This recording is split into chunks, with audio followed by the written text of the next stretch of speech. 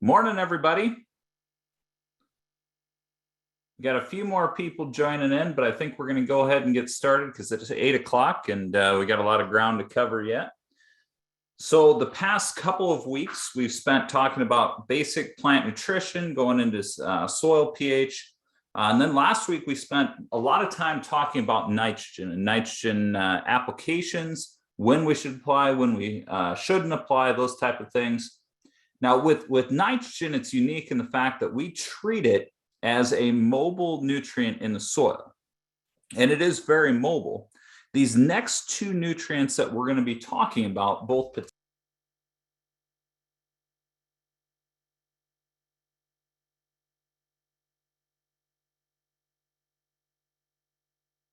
Oh, Tyler, I think you're muted. Yeah, you're right. Sorry about that. All right. Good morning, everybody. I just got started and you should have heard that introduction. It was perfect. Well, we did. We heard most of it. You just muted yourself the last 5 seconds. Oh, that's odd. I didn't even click a button. Huh. Well, that's good. Okay, good. At least you heard most of it then, because I was on a roll there. So potassium. So the two nutrients we're going to cover today are going to be potassium and phosphorus. And with potassium and phosphorus, both of them are considered non-mobile. And when you look at how they're taken up by the plant, phosphorus, 91% of phosphorus is actually taken up through diffusion, and potassium, about 78% of that is taken up through diffusion. Now, a lot of people have some confusion as to what diffusion is. We know that it is a slow process, but what is it exactly? Okay, diffusion is the process of moving from a high concentration to a low concentration. Okay, and this takes time. And so the key with any nutrient that is moving mainly through diffusion is that we're going to need higher quantities in the soil. The higher that we can get in the soil, the quicker this diffusion process can take. Now, just as an example, I'm going to do a quick demonstration here to show you guys exactly how the process of diffusion works. All right, so if you can't see my video screen right now, you can just find it should be on the top there. You can click on the video screen and it should pop up here. Okay, so I have just a plain jar of water here, and then I have some colored dye. Okay, now this dye, when I put it in top, is going to be in a very, very high concentration. Okay, but as we know, through the process of diffusion, the dye will move from a high concentration on top and eventually diffuse throughout that entire gallon-sized jar of water. So when I put this in on top here, we'll give it a little time to work.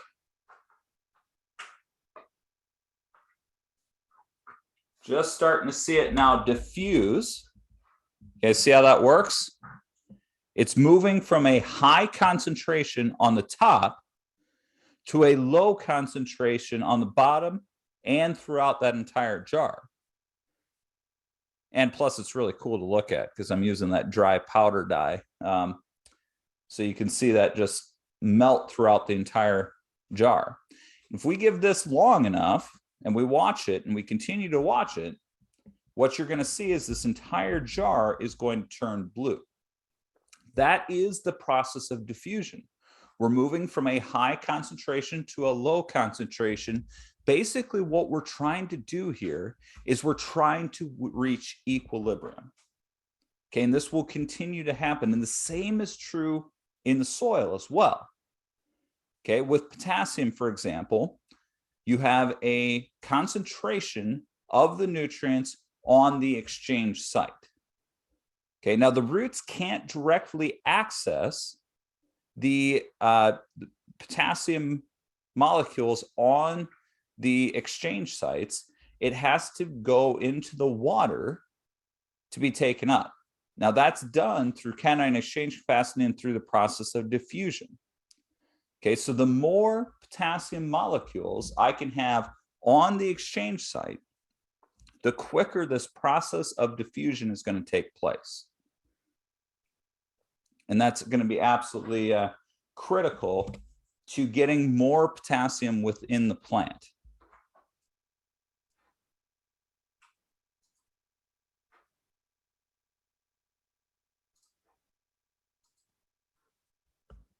I'll just leave that video up there so you guys can see it, but we'll go back to the PowerPoint. So you can see with diffusion there, we got 91% of phosphorus and 78% of potassium is taken up through diffusion. But again, it's not taken directly off that exchange site. It has to be diffused into the water, and it's got to move slowly into those root system. As you can see in the video there, it's still working on, right now it's just kind of sinking to the bottom, but eventually it will diffuse throughout that entire jar and fill that entire jar. Okay. Now, when you look at potassium, potassium is absolutely important to get enough in season. Okay.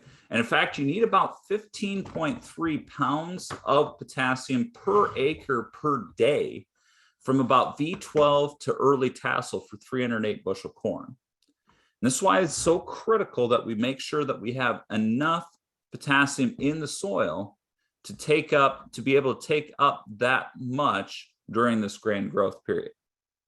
Okay, I have people all the time that are looking for foliar applications of potassium. Here's the problem with foliar applications of potassium, guys. We can't get enough into the plant to even supply a couple hours worth of demand during this time. Okay, now can you supplement for a little while with foliar? Maybe, but it's not going to amount to much.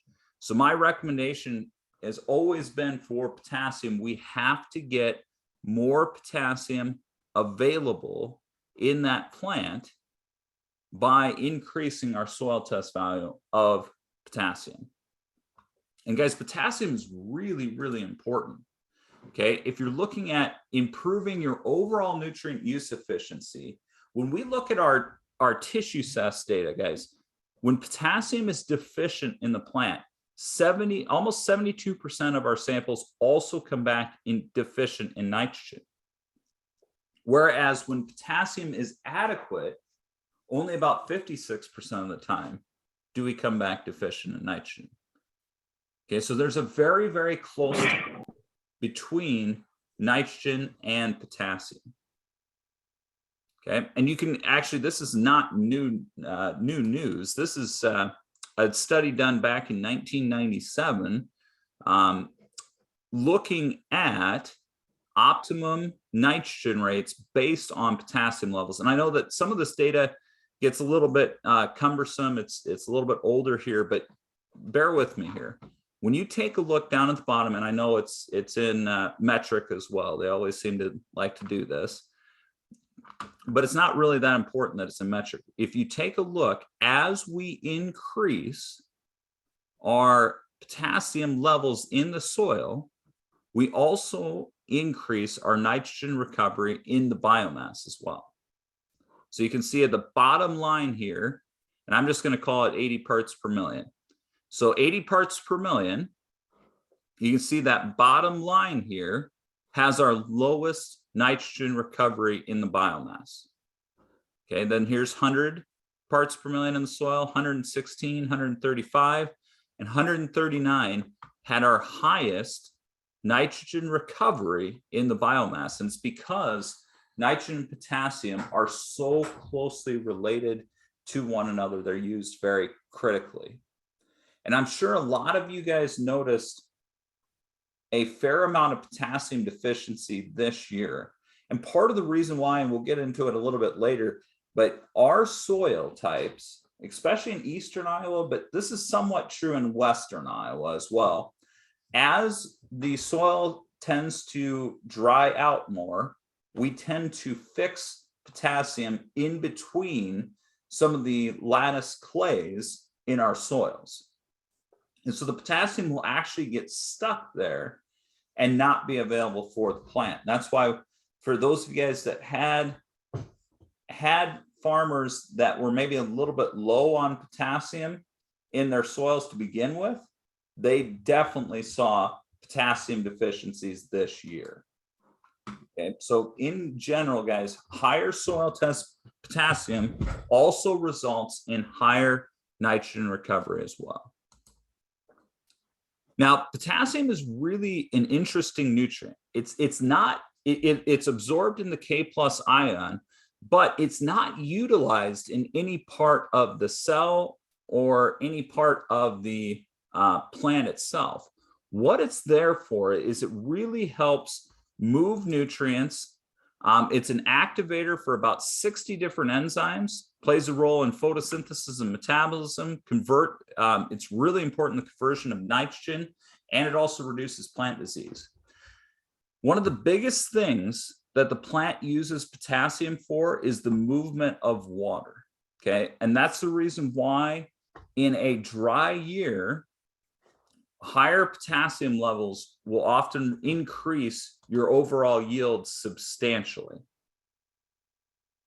Okay, and so that potassium level is going to be really, really important, especially in a dry year. Now, the reason it's so important to look at the fact that potassium is not necessarily a part of any part of the plant compounds or anything like that is that when we come into the fall here and we start getting rain and stuff like that, moisture, we get snow, basically a majority of potassium will actually leach out of the residue.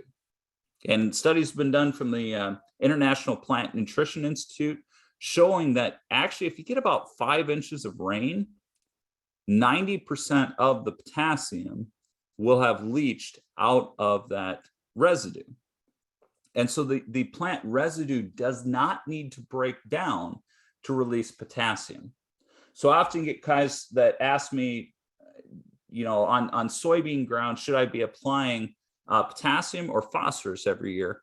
I usually recommend applying phosphorus every year because the potassium cycling is a lot quicker than the phosphorus cycling. Now, when you look at the demand curves for potassium, for corn, a majority of potassium is taken up during this grand growth stage. Okay, and again, the way that we increase our potassium concentration in the plant is by increasing the potassium in the soil test. Okay, soybeans are going to be during this grain fill period. Okay, so from about R2 to R6 is when we see a massive amount of potassium that gets taken up during that time. Before that, we don't take up a lot of potassium.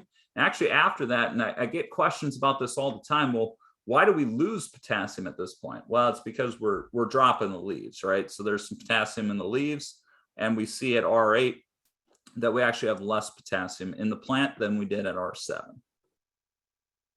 Okay. Potassium deficiencies in alfalfa. Alfalfa is one of the biggest users of potassium. Okay, and it's very unique. A lot of people mistake this as like a hopper burn or something like that if they're not looking close enough. Now, the difference, so potassium is going to generally show up on the lower older growth, the older growth first. And then you're going to see it on the upper parts of the plant where you're going to see this like yellow speckling around the tips of the leaves. Okay, that's potassium deficiency. And anytime we have potassium deficiency in the plant, we do expect to see a reduction in the winter hardiness as well. Okay, and potassium for potassium for alfalfa is absolutely critical. We utilize a lot of potassium and we remove a lot of potassium as well. Potassium deficiency for corn, I'm sure a lot of you saw this year. It's that burning edge to the outside edge of that plant. It's going to start on the bottom part of the plant. Okay, potassium, actually nitrogen would be the same thing. Both of those, and phosphorus as well. All three of those nutrients are mobile in the plant. Okay, so what the plant is going to do is it's going to pull once it runs out, it's going to pull that potassium, phosphorus, or nitrogen out of the lower part of the plant and reallocate it to the more actively growing parts of that plant. Potassium deficiencies, and this is what I am a little bit concerned about with some of this corn that's sitting out here. I know that some parts of northern Iowa and especially down into my area, which I'm down by Cedar Rapids here, we got a significant amount of rain on some of these plants that are already dead. Potassium does leach out of the stalks fairly readily, even when it's standing. And so with that, if the plant is just completely dead right now, I'd highly recommend going out, getting those fields first, so that you're not leaving those stand, because you are subjected to more stalk rots and disease that comes in after that plant dies. Okay, potassium deficiencies on soybeans are generally not as common, but we did see some this year. You're going to see some firing on the outside edge of the leaves, usually towards the middle to bottom part of that canopy. Now, potassium, it is somewhat complex. We actually have a lot more potassium in our soil than we have available. Okay, but the problem is it's not necessarily available to that plant. Okay, 90 to 98% of our total potassium is unavailable to the plant. Now, this is not what we're measuring in the soil test. Okay, we do not measure this. We also don't measure this as well, that trapped potassium. Sometimes potassium is unique in the fact that it's just the right size to slide in between the soil colloids. So if you get some drier weather in most of our soils, we do tend to fix K, and that what we refer to as fixed, it basically gets trapped between these soil colloids. And this generally happens on higher clay content soils worse, but it can happen on your silt loams and some of those things as well. Now, generally, as we go west, and so I know we have some people on from like northwest Iowa, you guys tend to have more smectite based clays. And so actually in a dry year, you will release more potassium from these soil colloids than in a wet year. Now, in a wet year, you guys, if you don't have enough potassium in your soil, will come up deficient. So it just kind of depends on where you're at in the state of Iowa. Now, some of this can become available through freezing, thawing, wetting, drying. We do get some exchange in the soil water. A majority, though, of our potassium actually comes off the cation exchange capacity around that exchange site. We get it into the water and available to the plant. I'm going to skip that one. If you guys want information on the soil moist test versus the dry and grind, you can go through and look at this. Solum Labs is one of the only ones that do the field moist test, and it is more accurate, but most people are going to be doing this dry and grind method. So we're only going to talk about the dry and grind. And I think, Mark, this is going to answer your question there. When you see the potassium deficiencies, basically it's usually in soils that we have low soil test values of potassium. And so when we look at our dry and grind method, our optimum, and this is according to Iowa State, our optimum is 161 to 200. Now, I'm going to argue, guys, if you're going for anything over, that 220 to 240 bushel mark in corn, you need to be up in this 200 plus range for potassium. Okay, Iowa State is fairly conservative when it comes to some of these soil test levels for potassium. If you're going for those higher yields, I want you to be in that 200 plus category. If you're just trying to get, if a farmer's good yield is 200 and that's what he's aiming for, yeah, this 161 to 200 will do it fine. But the reason why I'm trying to push you a little bit higher is because of some of the work that Dr. Bob Miller did, and that's down here. He found that even when you had soil tests of 200 to 300 parts per million, you still saw a 38% increase by adding more potassium. Also had a question on the chat feature. The lack of potassium, is that the reason we're seeing such poor stock quality? Probably. This year in particular, we saw corn get fairly tall.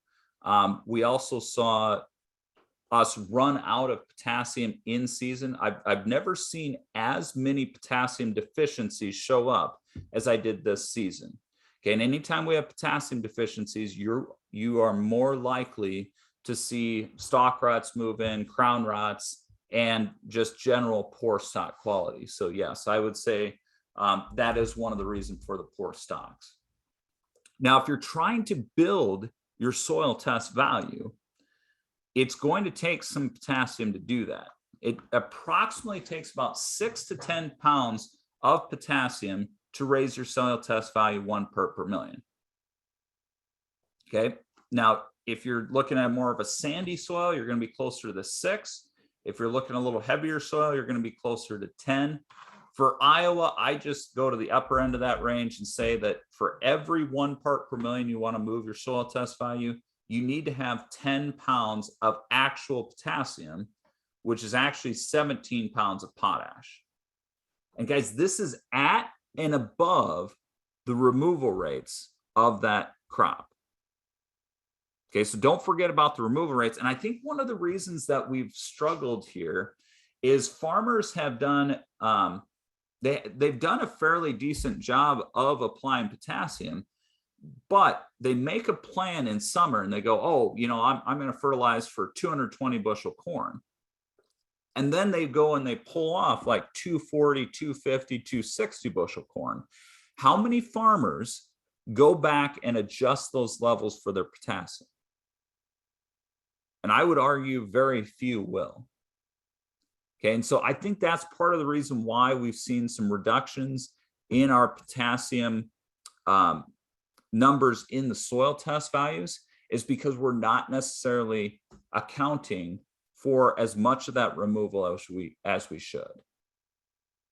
Okay, now there's some other things that can affect our potassium availability as well.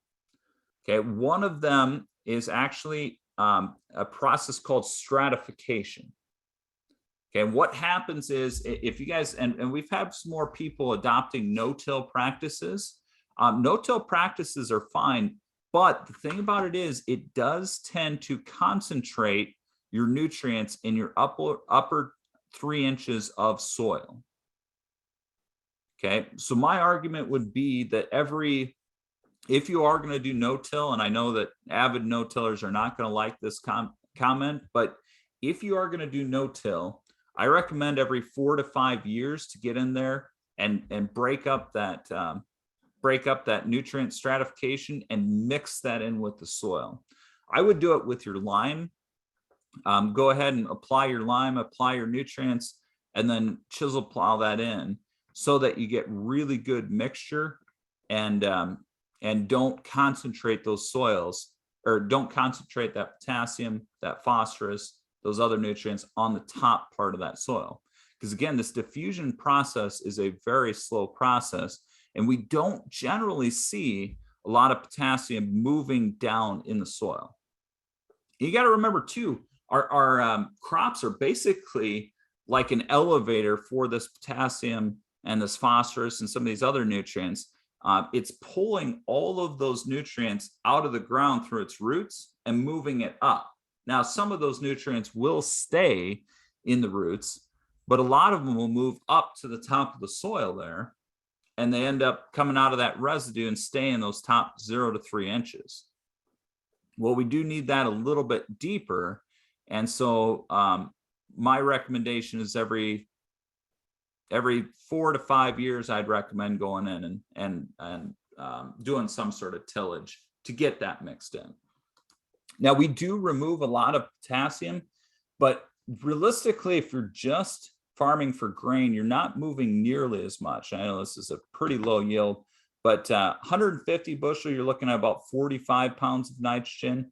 If you look at 200 bushel corn, you're looking at about 60 units of potassium removed. Okay, but if you were to take that same corn crop for silage, we'd be removing 200 pounds of potassium. Anytime we remove the full plant, we see a lot more potassium removed than if we were just to remove in the grain.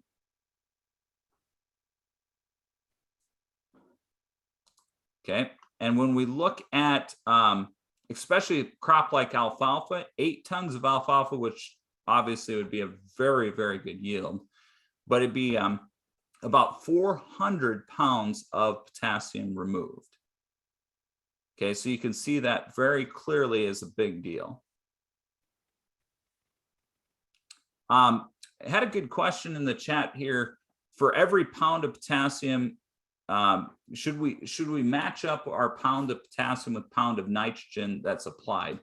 Ideally, guys, in the plant itself, if you look at some of the NutriSolutions tests, we should be at about a 1 to 1.1 ratio of nitrogen to potassium in the plant. So yes, he would have a good point there, Dave, about the potassium to nitrogen ratio, but that's in the plant. And unfortunately, when we start looking at that, it doesn't necessarily, and the question was basically, he had a crop consultant that once told them that he should apply a pound of potassium for every pound of nitrogen. The problem with that theory is if you're starting out at a very low part per million in the soil, you're not going to get enough built up to supply that grain or supply that crop. Okay, nitrogen's a little different in the fact that I can apply it in that specific year and the corn crop is going to take it up or it's going to lose it, right? It moves through mass flow. It's very easy to move. The thing I don't like about that theory, that the theory's interesting in the fact that that's what I want to have in the plant. But the thing I don't like about that theory is the fact that my potassium, just because I put it on the soil, doesn't mean I'm going to get it in the plant. If I have a really low testing soil to begin with, what'll end up happening is I will end up actually getting more of that potassium on the exchange sites and not enough available to the crop. We have to build the soil test value. So instead of using that rule of thumb, I would not recommend using that 1-to-1 ratio for application. What I would do is look at your parts per million and build from there, because I want a 1-to-1 ratio of nitrogen to potassium in the plant itself. So hopefully that makes sense. Alfalfa, 8 tons of alfalfa remove 400 pounds per acre. And you can see this anytime we remove the full biomass of that crop, you can see the effect that that has on our potassium. This one was really cool. This is a cool, interesting, or a interesting picture here. The only difference between these beans, the corn harvested on the right in the previous year was harvested for silage. On the left. On the right, this grain was harvested for grain, basically. And you can see by not taking as much potassium off, we have more potassium available over here than we do on the left.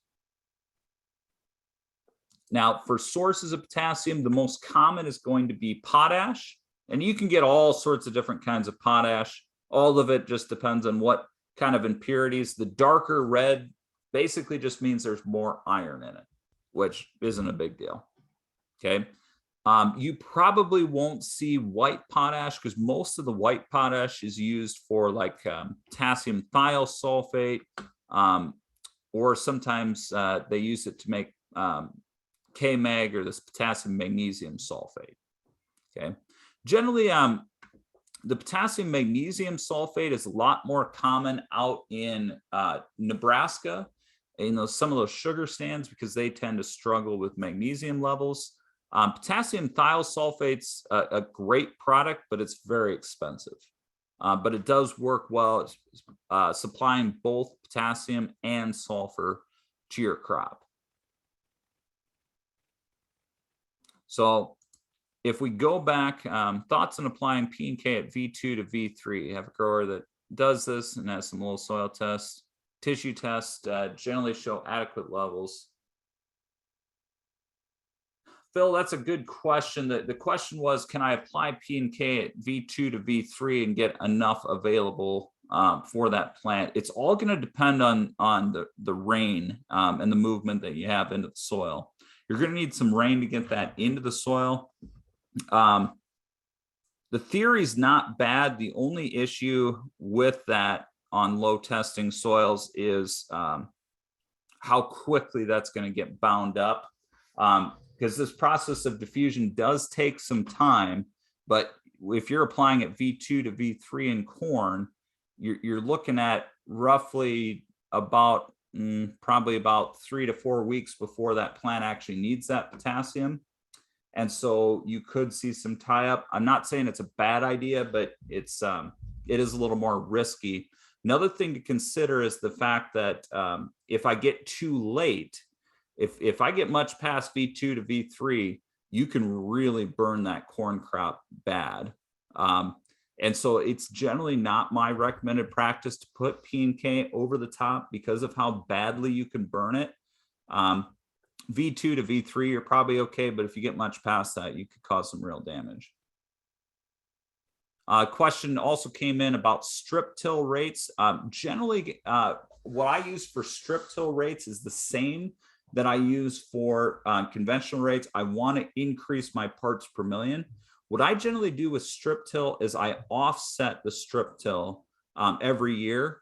So if I do it, every year I shift that band over to try to supply that. Now, when you have a strip till type situation where you're putting it in a band, what I usually do there with the soil sampling is I have my soil sampler do an X across the band.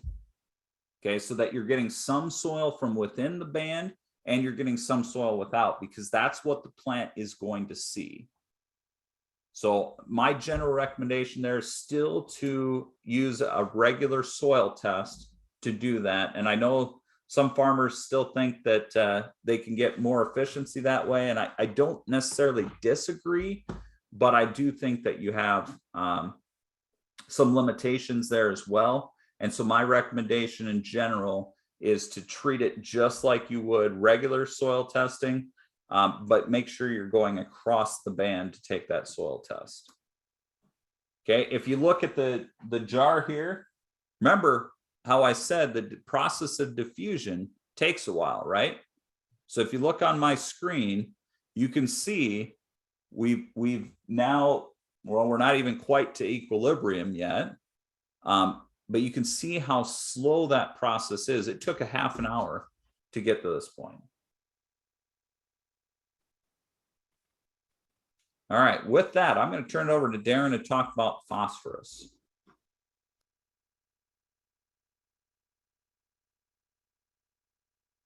All right. Good morning, everybody. I'll get my screen shared here.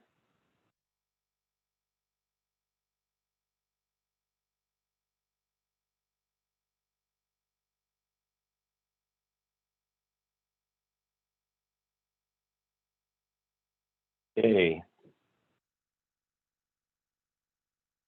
Okay, so the last little bit here, we'll kind of talk through phosphorus.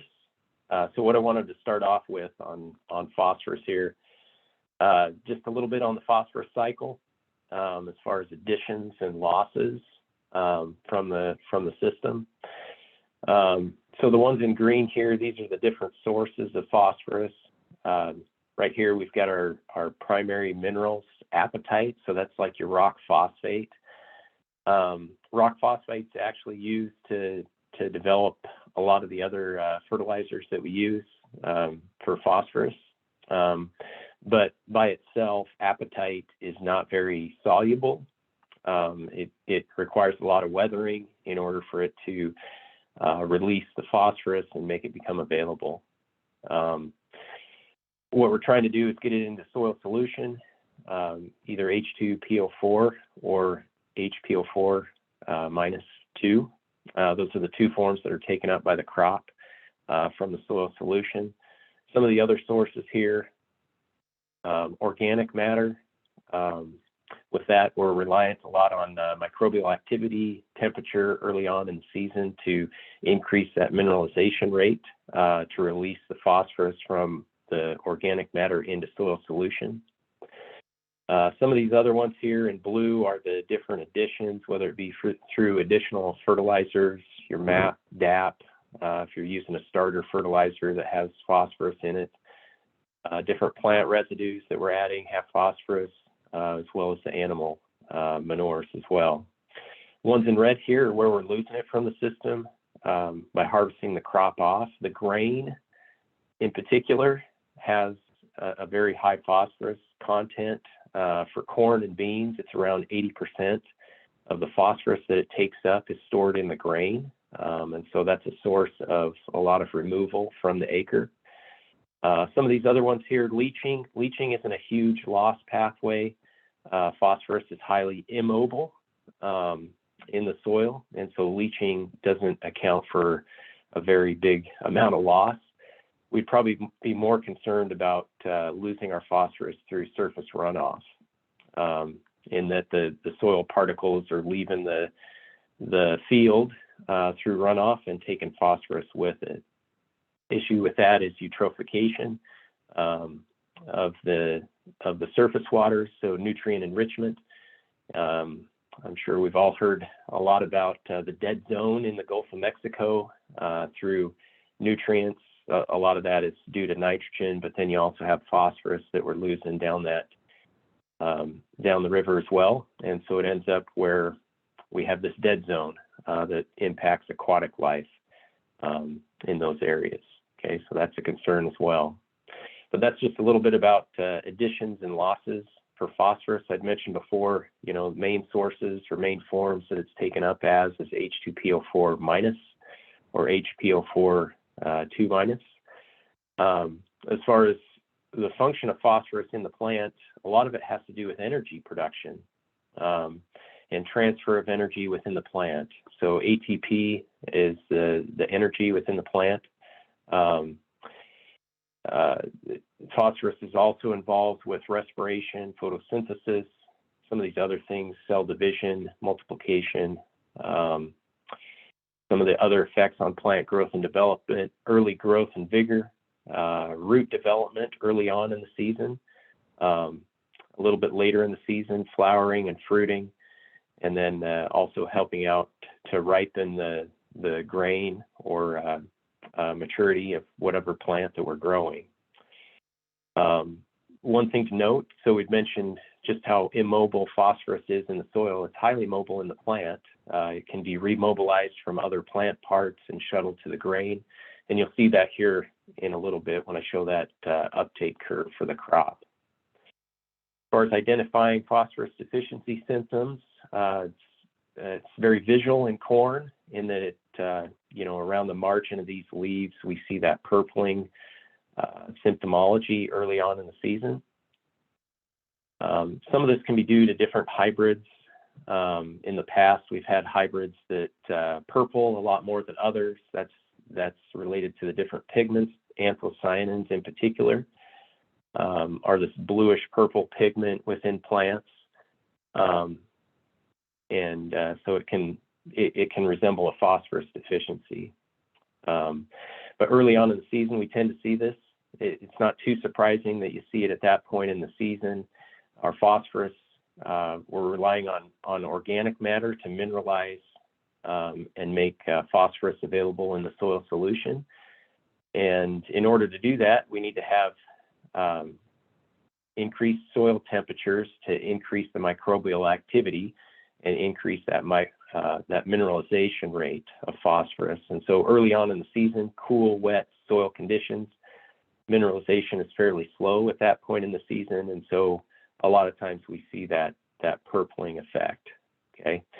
And then, just with the lack of root development at that point in the season, it's more pronounced as well. So as the plants develop their nodal roots and switch over to the nodal roots, and as mineralization gets increased, we generally see that phosphorus deficiency kind of fade away as the plant grows and puts on more leaves. Some additional symptoms that you'll see: thin stalks and leaves, reduced tillering, delayed maturity, If we were looking at soybean plants,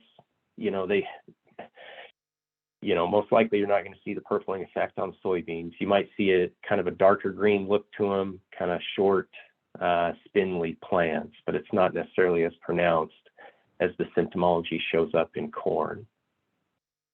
It can be easy to confuse it with other things that are going on out in the field. This just emphasizes the importance of digging around, seeing if there's additional issues going on with the plant, if it's a true phosphorus deficiency, or is there some other issue going on that's making the symptomology appear or show up as a phosphorus deficiency.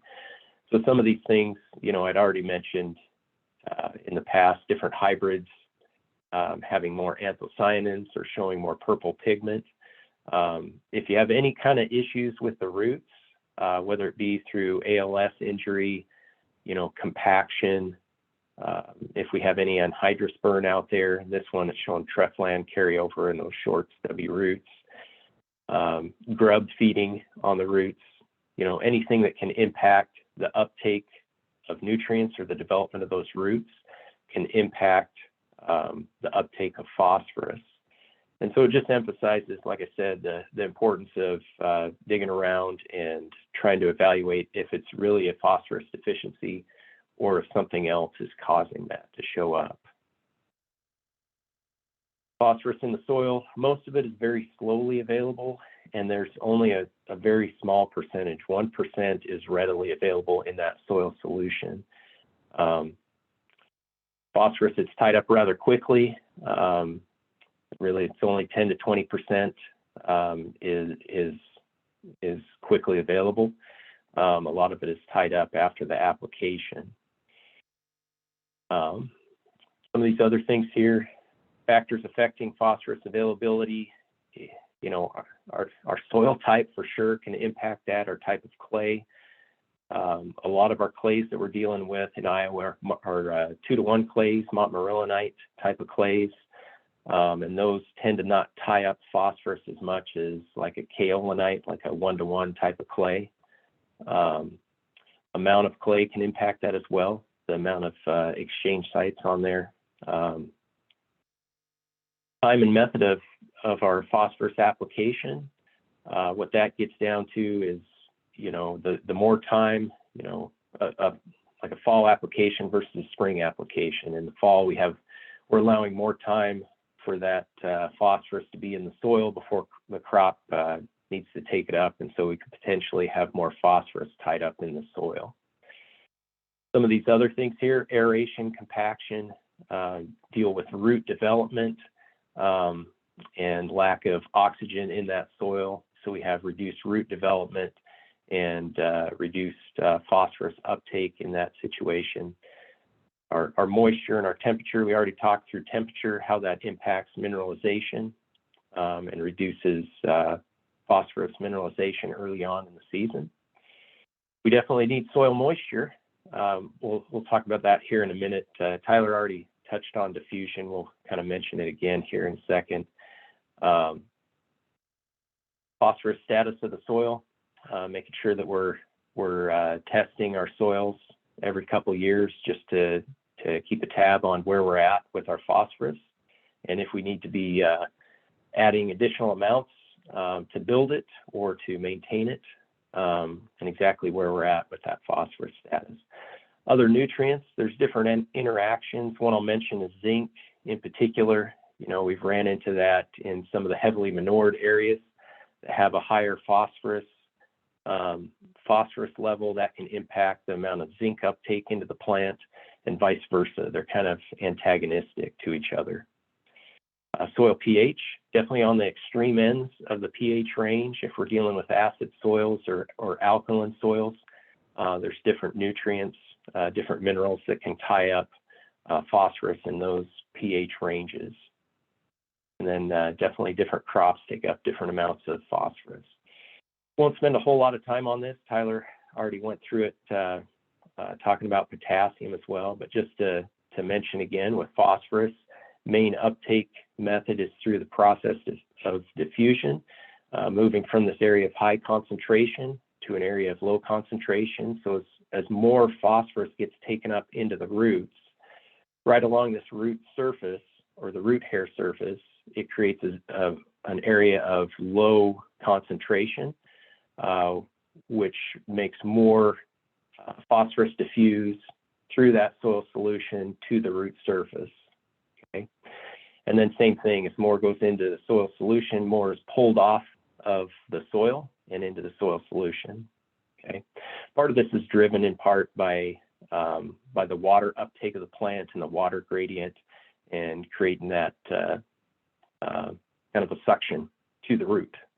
Okay, and with it, it brings the nutrients. Another thing I'll mention here, I think this is kind of interesting around nutrient uptake, kind of the symbiotic relationship with the microbes, okay, and in particular with the mycorrhizal fungi. They form this symbiotic relationship with plants, and this is a diagram here that kind of shows it.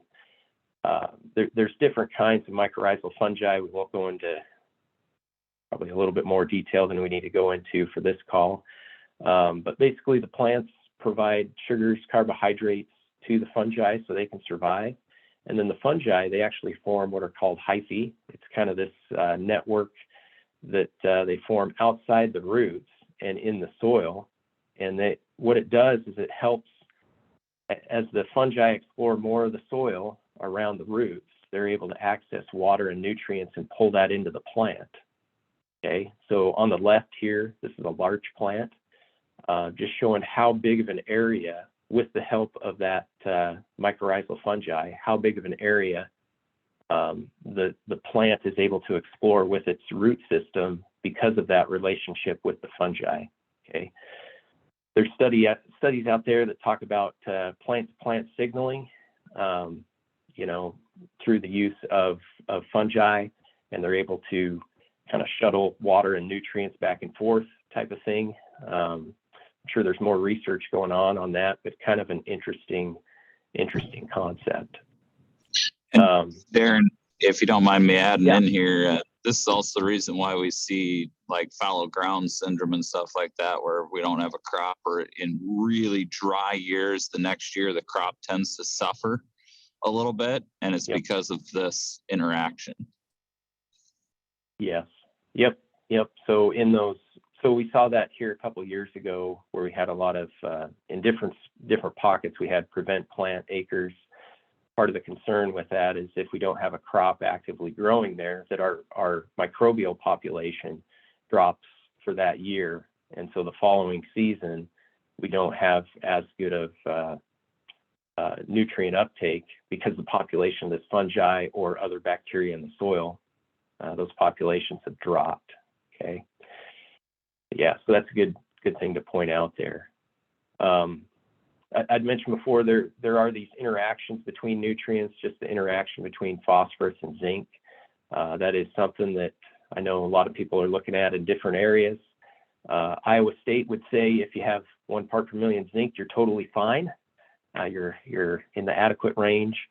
But there is some thinking out there that, you know, particularly in our high phosphorus soils, we need to bump up our zinc levels a little bit, and there probably is some truth to that.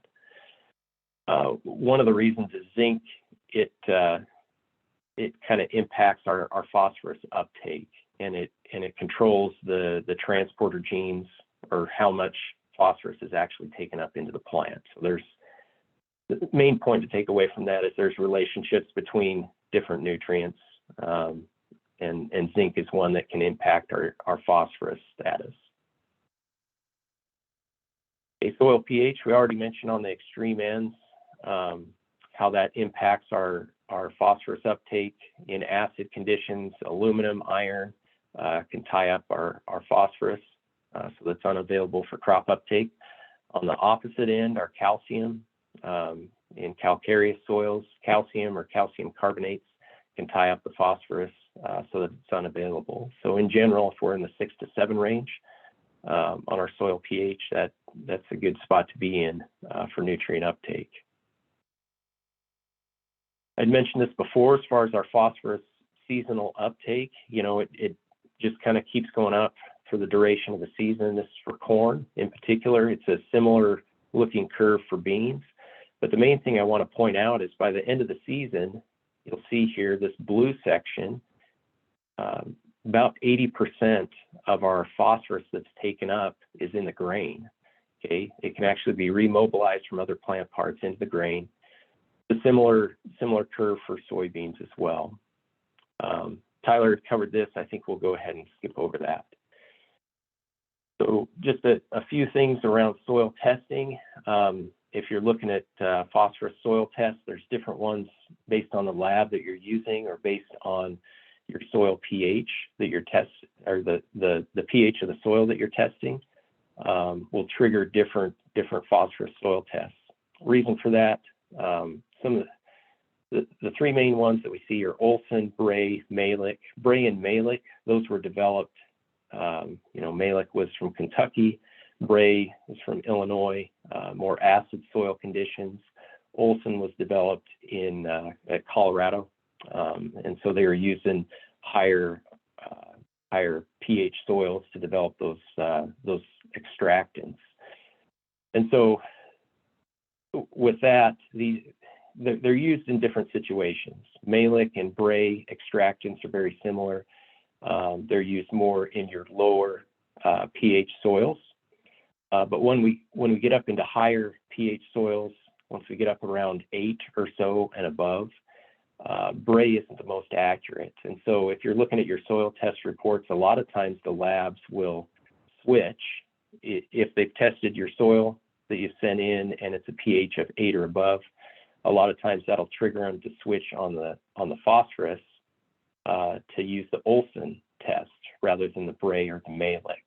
So I bring that up mainly to emphasize that, just take a look at the test, and based on what test they're using, it gives you an indication of where you need to be on that part per million range to know, if you're very low all the way up to very high on your soil test phosphorus.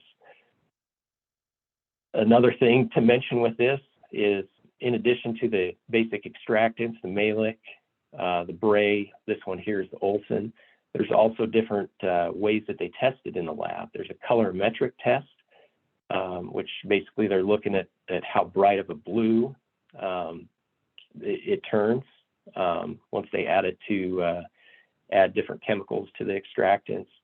They also have what's called an ICP machine to test it that way.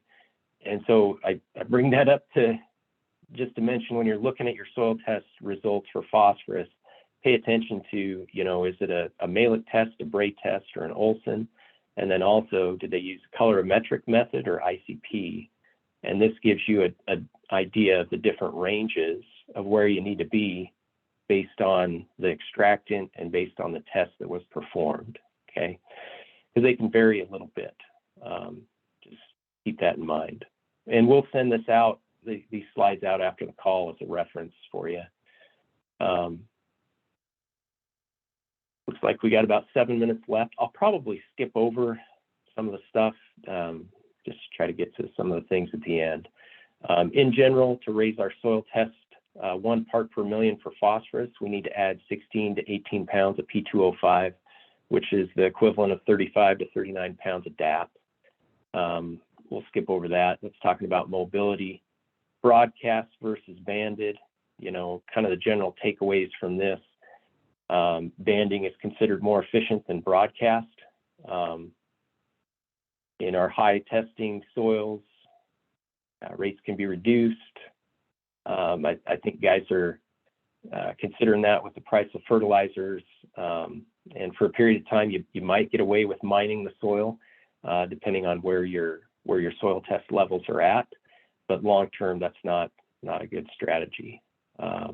Low testing soils, using a combination of broadcast and band would probably be a good route to go if they have that capability to do a banded type of application, just because you're able to get it close to that root zone and reduce tie-up of the phosphorus. There's different phosphorus fertilizers available. Rock phosphate, or that apatite, is kind of the base that's used in a lot of the conversions. or a lot of the processing, and based on how they react it, and it determines the final product. So we do, one thing I will mention, as we have like 5 minutes left, we do have a much more in-depth professional agronomy training course that we do, where we talk in much more detail about each of these different fertilizers. But the basic gist is, based on how you react it, determines the final product that you come out with. Okay.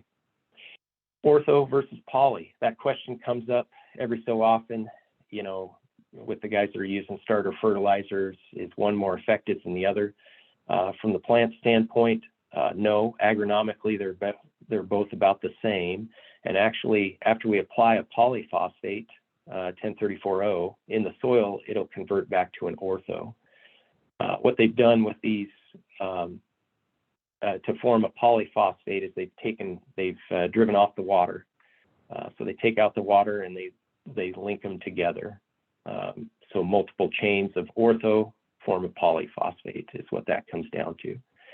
But like I said, very quickly in the soil, it'll convert back to an orthophosphate. The last thing that I'll mention here before we wrap up, you know, one question I've been getting here this fall is, with fertilizer prices being high, you know, I have guys that are thinking about backing off on their fertilizer rates this fall. And is there anything related to nutrient use efficiency that we could be applying to help them in those situations? I know we talked about stabilizers last week for nitrogen. One of the products that comes to mind related to phosphorus is Avail. And so what Avail is, if you're not familiar with that, so it has a polymer. It's developed or made by Verdesian. It's a polymer technology. It has a very negative charge. It's minus 1800 milliequivalents on the CEC scale. And so you apply the Avail product to the phosphorus, and the idea is that negatively charged polymer, once you apply your fertilizer to the soil, the negatively charged polymer will grab onto the cations, the positively charged ions in the soil solution. And so, for example, it'll grab onto the irons, the calcium, magnesium, aluminum. So those won't tie up the phosphorus. And so the polymer grabs onto those cations, which allows the phosphorus to stay available in the soil for uptake into the plant. And I think they say anywhere from 30 to 50% increased availability of phosphorus with Avail. T5, that came out here a couple years ago. It's an improved version of the original Avail product. It has a more negative charge, if that makes sense. So minus 1800 milliequivalents. This is kind of showing in acid soil conditions, you know, you have about a quarter that's soluble, and with the amount of, or with Avail applied, you basically flip that. You take it from around a quarter to about 3/4 of it being soluble in the soil. On the flip side, for high pH soils, you've taken it from about 40% up to about 60%. Being soluble. As far as placement of Avail, in the past, we would say, you know, on these extreme pH ends, you know, acid soils or very high pH soils, which we do deal with particularly Western Iowa high pH soils, low phosphorus testing soils, and then also rennet ground. But with the T5 product, that has smoothed out performance across a wider pH range. And so just wanted to highlight this here at the end. You know, guys have been asking about nutrient use efficiency, and this is one that's related to phosphorus and increasing the availability of phosphorus in those applications. So. Yeah, and Darren, with that, I think this year in particular, with where phosphorus prices are at, we're going to have a lot of people asking us, a lot of farmers asking us, how can I cut back? You know, can I cut back? Can I do this? Avail is a really good option. Now, is it a long-term? No, Darren already said it wasn't a long-term strategy, but Avail could help us bridge that gap until we get a little bit lower phosphorus prices, and then we can start building those soil test values back. Yep. Okay, with that, we're up against the 9 o'clock cutoff there. Don't see any additional questions in the chat, but appreciate everybody jumping on here. And I guess have a good rest of your day, and we'll roll this